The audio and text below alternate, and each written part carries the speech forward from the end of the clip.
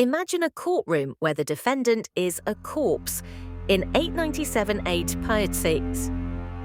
Pope Stephen VI ordered the exhumation of his predecessor, Pope Formosus, to stand trial. The rotting body was dressed in papal robes and propped up on a throne.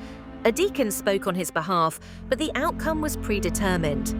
This grotesque spectacle, known as the Cadaver Synod, was driven by political vendettas and the chaos of the medieval papacy. Why would a pope put a dead predecessor on trial? The answer lies in the brutal politics of the time. Pope Formosus had made powerful enemies, including Stephen VI, who sought to erase his legacy. By convicting Formosus posthumously, Stephen could invalidate his decrees and appointments. The trial was less about justice and more about consolidating power in a deeply unstable era where popes rose and fell through intrigue and betrayal. The trial was a macabre farce. Pope Formosus, unable to defend himself, was found guilty of perjury and violating church law.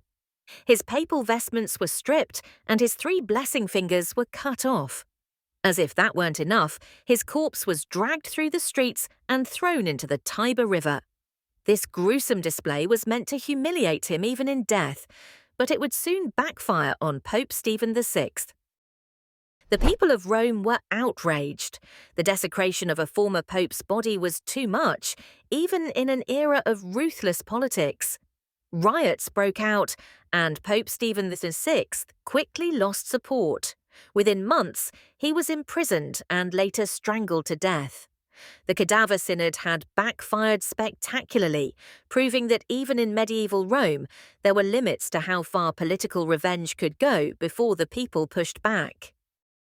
The legacy of the Cadaver Synod didn't end with Stephen VI's death. Later popes annulled the trial, restoring Formosus's reputation. His body was recovered and reburied with honour. The event remains one of the most bizarre episodes in papal history, a reminder of how power struggles can lead to absurd extremes. Even centuries later, the trial of a dead pope stands as a symbol of the chaos and brutality of medieval politics.